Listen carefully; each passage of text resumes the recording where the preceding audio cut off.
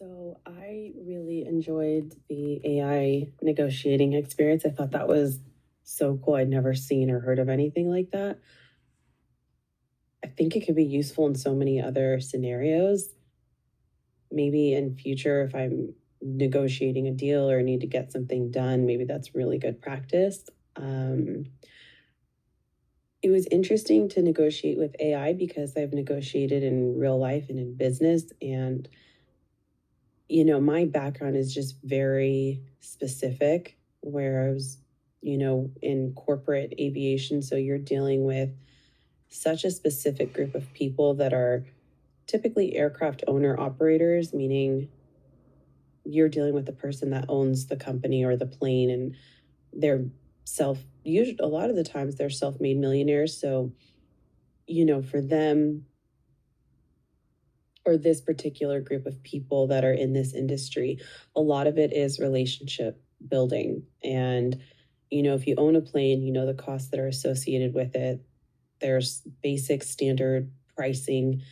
And what I always said, what it came down to is it's really who you want to work with. So I relied heavily on my ability to leverage my social skills and make people feel comfortable. And because I was the manager running the operation, they knew what they'd get, and I represented the company well, and I represented the quality, and I was very straightforward and made them feel very comfortable to work with me and the company. So that is something I've always relied on, and it's served me very well in my career.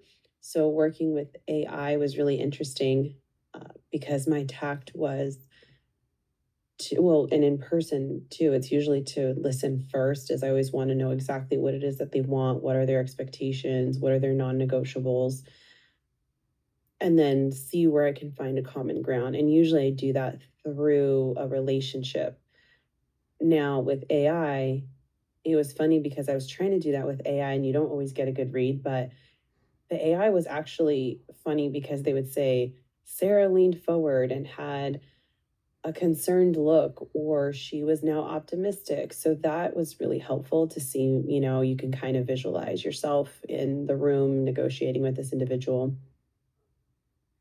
However, one of the things where I fell short was not providing more options about the actual business merger. That was what I chose. It gave me a couple different options, and one of them was not a merger, an acquisition.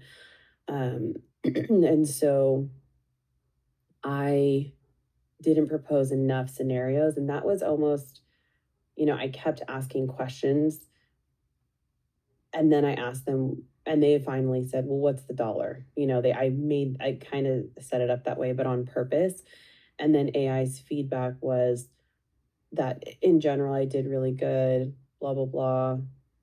Great feedback. The area of improvement was to know my product better, basically, like come to the table with different options for what that acquisition would look like, and how we'd retain their employees and talent meanwhile bringing ours on board, and making sure that we protected the spirit of the company and the technology, and really further developed that technology and their mission and their vision, as opposed to coming in as this new big company and like completely taking it over, because it did state in the original prop that that was really important to them. So if I would have mastered that a little bit better and been able to map it out, as opposed to just talk about a fictitious blueprint on how this would work, and you work with us because we're great, um, I couldn't rely on that. I couldn't rely on just pick me because I'm great and I will make things happen, because I do.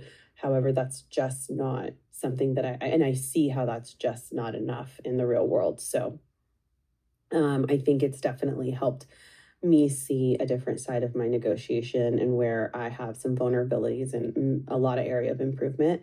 Not to say, I mean, it's simple to me, that's the simple stuff, that's semantics. However, what is semantics to me is not semantics to other people. And I need to be well versed across the board and make sure I know my stuff, because that's just going to make me a better negotiator. Thanks.